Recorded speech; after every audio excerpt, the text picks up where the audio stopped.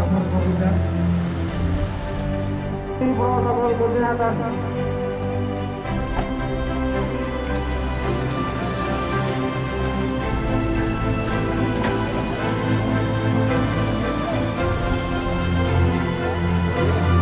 Selamat datang Bapak Kapolres Situbondo di kampung.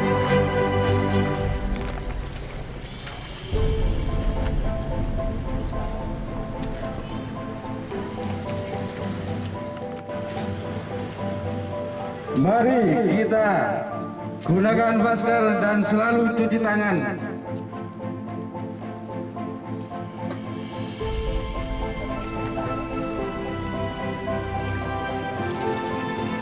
Monggo mengisi buku tamu.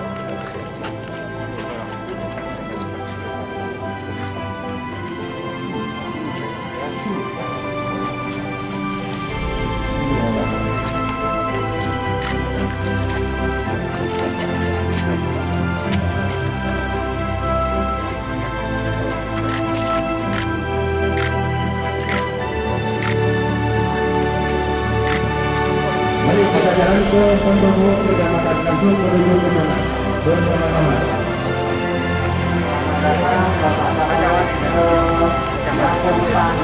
ini setiap beberapa meter ada tempat cuci tangan.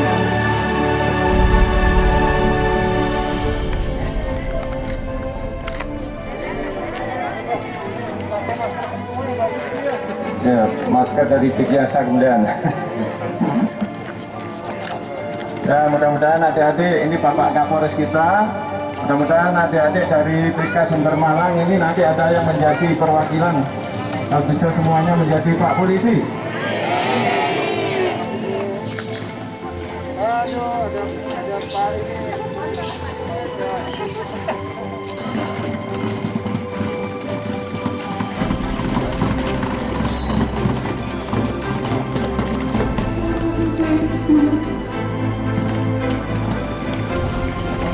Dan seluruh segenap jajaran Forkopimda Kabupaten Sidoarjo. Mohon bersedia kembali kursi telah disediakan.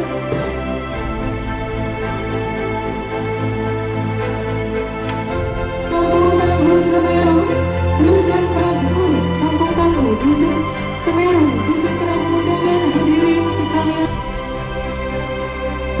Atas nama Jalan Desa Talusari, Kecamatan. Dengan mengucap Bismillahirrahmanirrahim.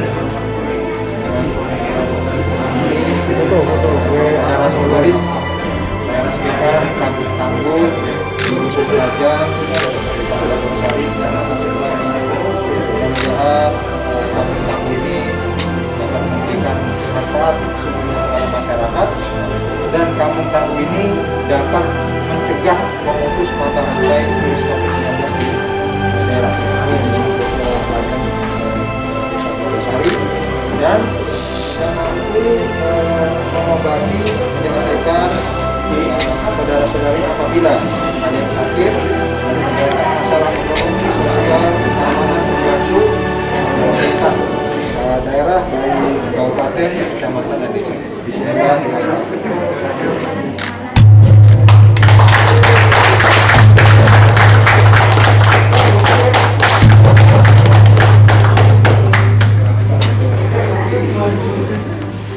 Secara simbolis oleh Bapak Kapolres, Bapak Camat Sumber Malang, Bapak Kepala Desa, dan Bapak Kepala Kampung Tangguh kepada masyarakat yang terkenal di kampung ini.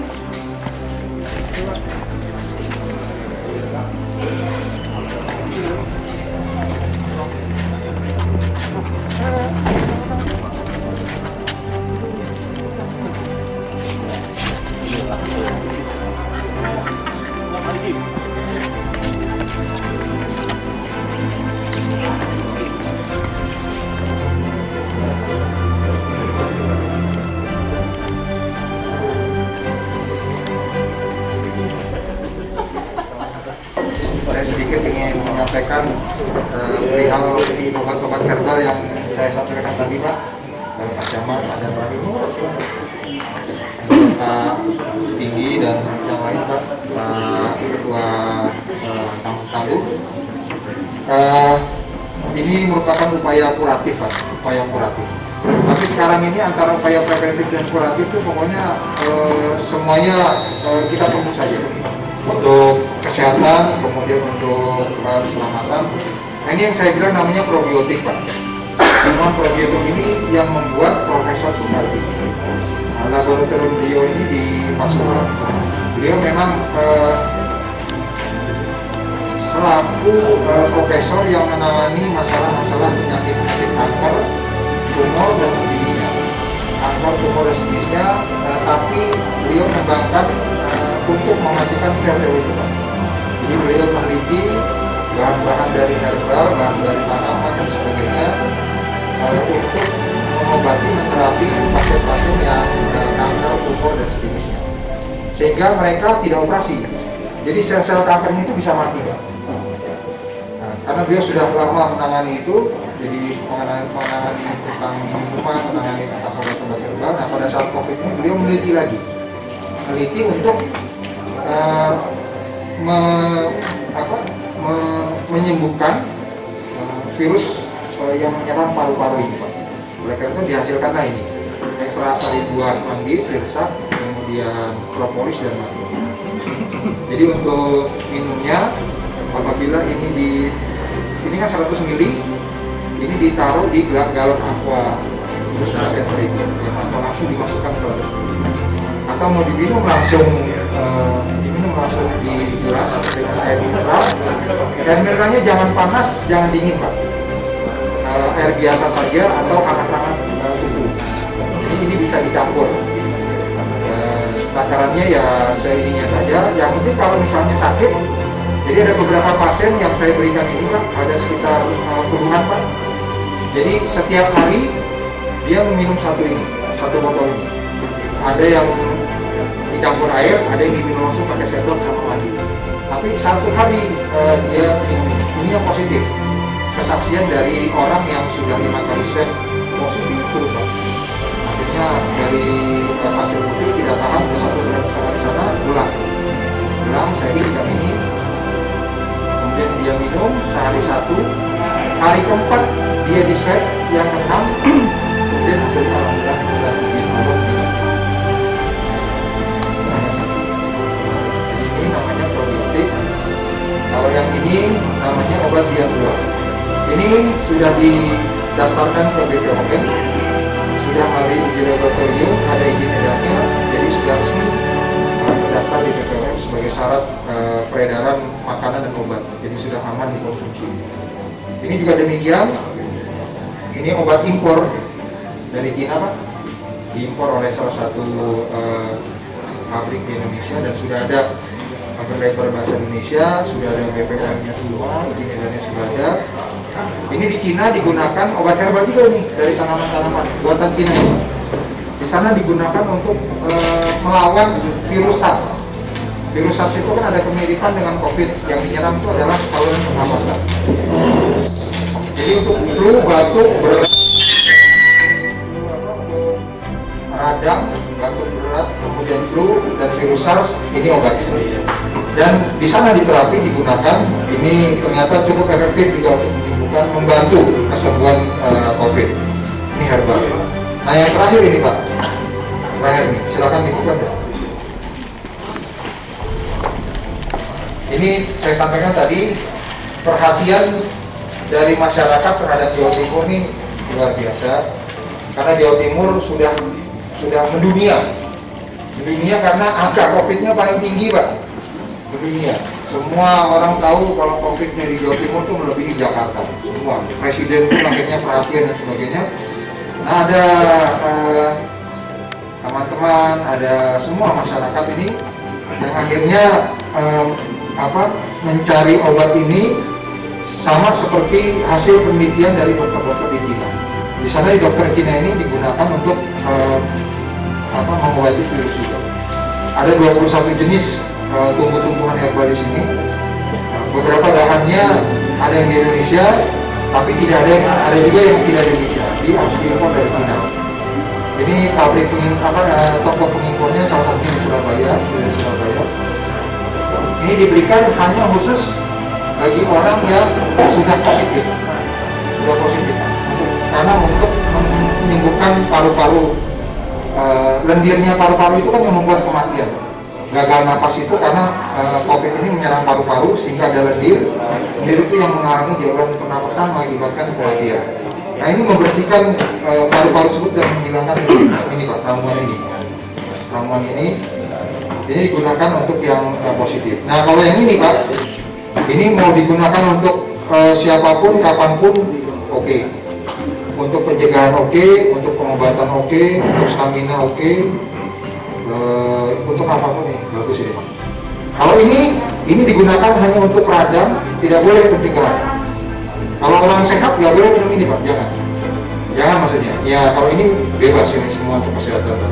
Insya Allah kalau minum ini sebagai pencegahan, yang ini sama ini tidak kena. Tapi jangan lupa berdoa juga. Ini khusus untuk yang radang, yang flu berat, yang pilek, yang demam. Ini juga sama dua ini. Nanti Indah yang cuma menyampaikan aturan pakainya ada semua di sini. Jadi beliau tuh yang perhatian, ada komunitas pengusaha memberikan ini apa namanya CSR-nya. CSR melalui obat-obat ini cukup mahal harganya. Ini kandungannya ada di sini, ada 21 macam. Cara masaknya, godoknya juga ada semua. Nanti diterangkan sama. Jadi untuk obat ini seperti yang dijelaskan oleh Bapak Kapolres, ada 21 jenis obat herbal, termasuk ada bubuk namanya bubuk gipsum, seperti bubuk di sini, tapi dia digodok jadi satu. Jadi untuk pemakaian, satu bungkus ini dipakai untuk satu hari untuk 3 kali rebusan, pagi, siang, dan malam. Jadi rebusan pertama itu menggunakan takaran 4 gelas air aqua, dimasukkan ke sini, digodok sampai mendidih, sampai dia asap, sehingga setidaknya tersisa 1 gelas atau 1 gelas setengah. Yang penting untuk sekali minum. Itu godokan yang pertama untuk pagi hari. Untuk yang siang harinya, yang kedua, itu menggunakan takaran 3 gelas aqua, sama dididihkan sampai mendidih, sampai asap lagi sekitar tinggal 1 gelas. Yang ketiga, malam hanya dimasukkan untuk 2 gelas saja karena zatnya sudah keluar dari pagi dan siang, jadi dimasukin 2 gelas, tersisa 1 gelas tinggal diminum. Jadi 1 bungkus ini untuk 1 hari untuk 3 kali godokan dengan komposisi air 4, 3, 2. Siap.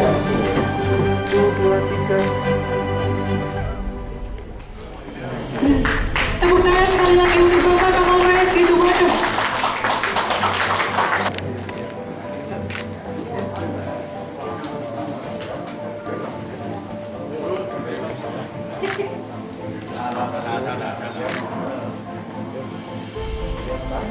Ya, Pak Camat.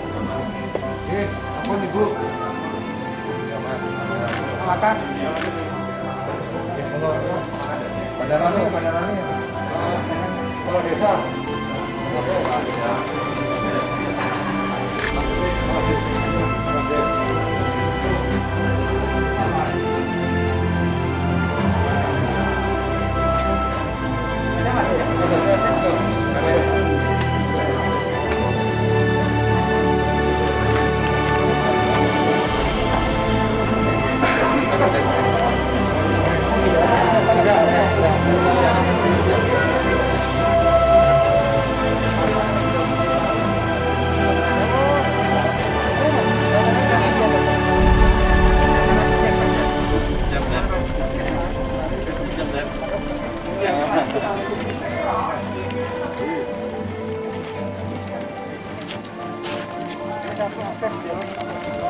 Good evening.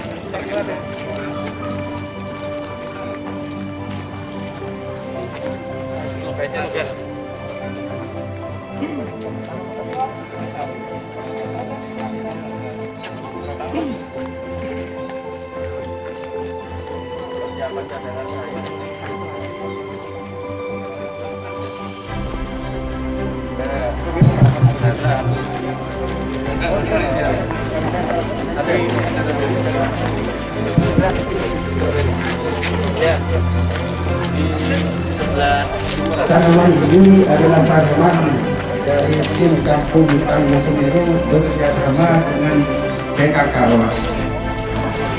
Jadi kami di sini selalu berkolaborasi dengan lembaga-lembaga yang ada di desa, termasuk mustika yang ada di sini. Dan inilah tanaman-tanaman yang disediakan oleh tim Tangguh Dusun Kerajaan Desa Terobosari. Sudah buat, sudah siap dipetik. Sudah buat di mana masuk? Pak, bisa dijelaskan aja Pak, jenis pohonnya apa aja Pak? Ini adalah tanaman sawi dan juga tumbang sari dengan tanaman sayuran bisa diolah, makan sayuran, lalu selesainya buah diolah. Jadi buahnya ini adalah sebagai pelengkap 4 sehat 5 sempurna. Kalau ini Pak, kalau boleh tahu, ini kan tumbang sari yang cara nanam seperti ini, kan harus ada yang membimbing mengajari Pak. Nah ini dari apakah dari pertanian di sini? Pertanian. Jadi untuk pendampingannya kami didampingi oleh Purdanio dari pertanian, termasuk sekaligus dengan orang induknya.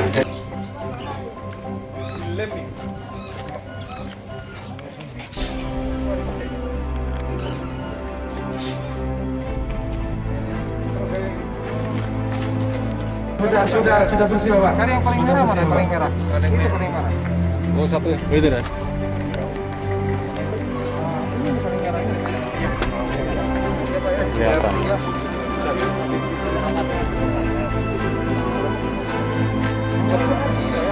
Bisa lah, kita disemprot air putih Sudah disemprot. Sudah siap konsumsi. Konsumsi sana aja Pak. Ya.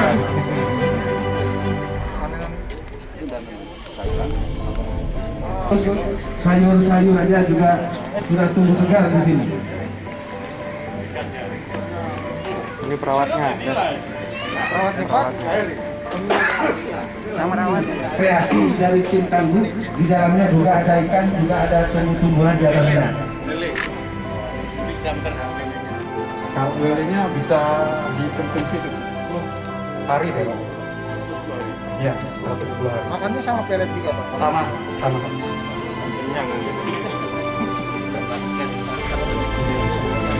Sahur.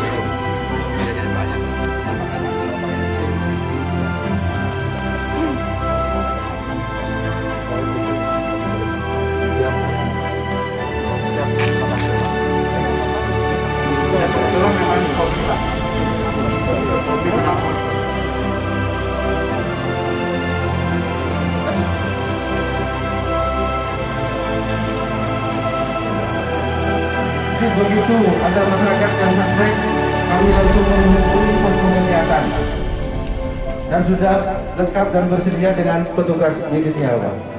Ya, jadi ketika ada laporan kasus kontak tracing, jadi ketika ada informasi baik dari kasus yang positif, kita akan langsung kontak tracing. Jadi kami ada tim tracing. Tim ini akan langsung bergerak ke masing-masing desa sehingga bisa melakukan pencarian kasus lebih banyak lagi. Sehingga dalam tim tracing ini kami menyalakan APD khusus, ya dari Hasmat, kemudian Sosial dan sebagainya. Sehingga ketika turun teman-teman di puskesmas sudah tidak khawatir lagi dalam kejadian ini. Jadi ya, kasus pertama kita ini di Taman. Jadi pertama ini satu kasus positif yang reaktif, kemudian kita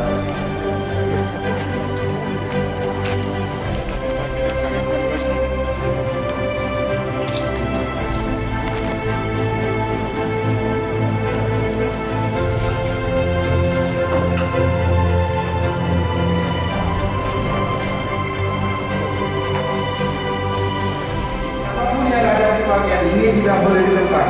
Jadi jenazah harus disemprot dengan disinfektan.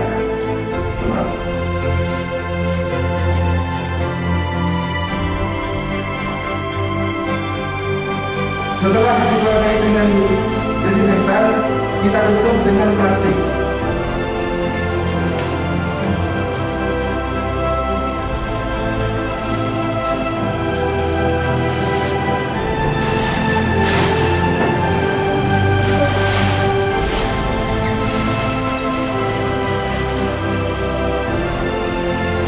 Setelah itu kita lakukan pembungkusan.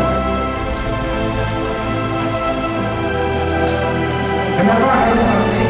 Ini untuk menghindari cairan-cairan yang akan keluar dari jenazah Mawar.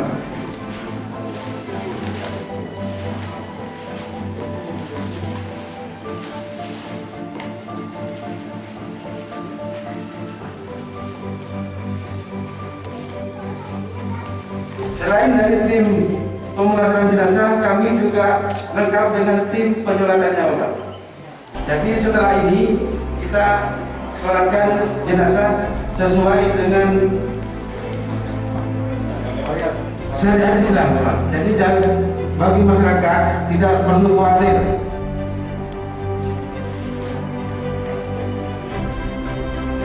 Lanjut, menyolatkan kita pakai. Jadi bagi keluarga bisa menyaksikan pemulasaran jenazah, termasuk bagi keluarga ada yang menyolatkan jenazah. Itu SOP-nya seperti itu. Jadi ada pihak keluarga nanti yang ikut mulai dari awal melihat, tentu saja dengan dilengkapi APD. Kalau memang ingin bersama-sama dengan tim dilengkapi seperti ini nggak apa-apa, atau tim yang menginginkan tapi ada keluarga yang melihat pada saat jenazah dilayani, mulai dari ditayamkan, dimandikan atau dan dikafani. Nah, termasuk juga nanti keluarga diperbolehkan Pak Camat pada untuk menyolatkan jenazah, baik itu di rumah sakit maupun di perkuburan. Boleh untuk bersama-sama menyolatkan. Mungkin itu Pak yang sedikit tambahan.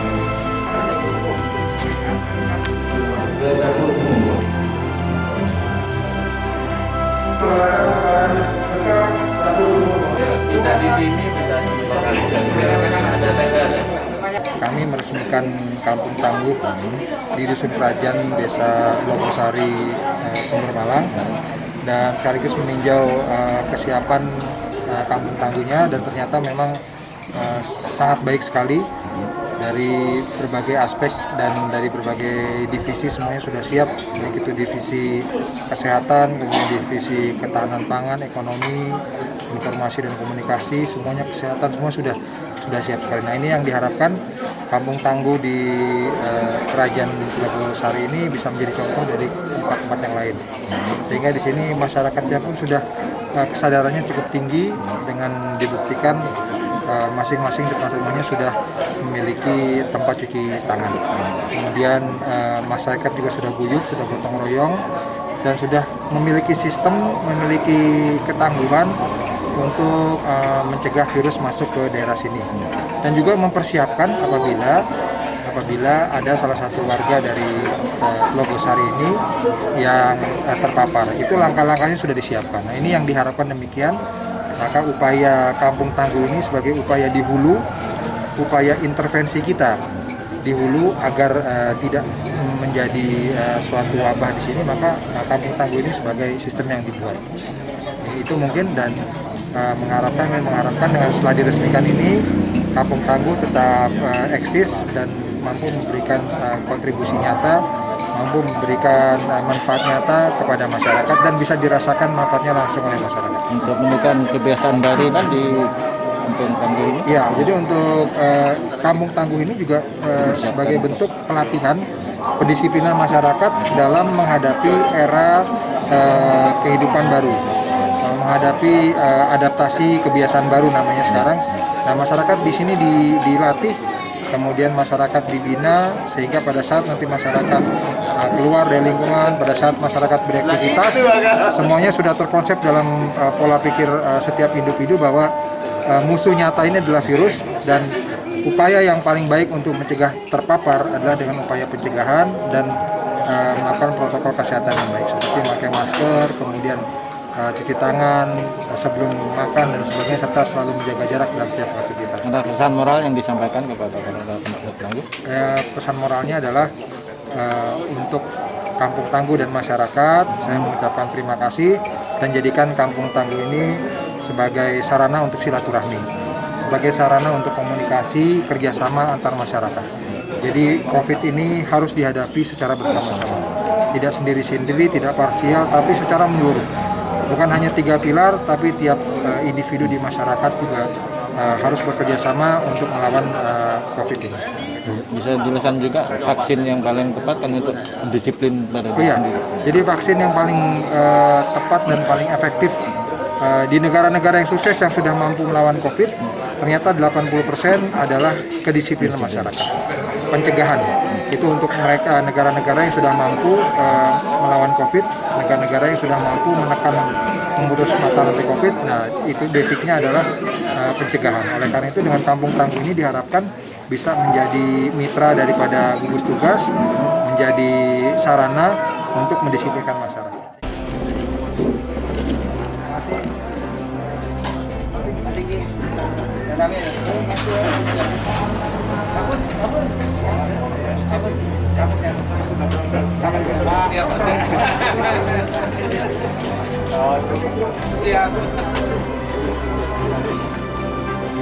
Pak,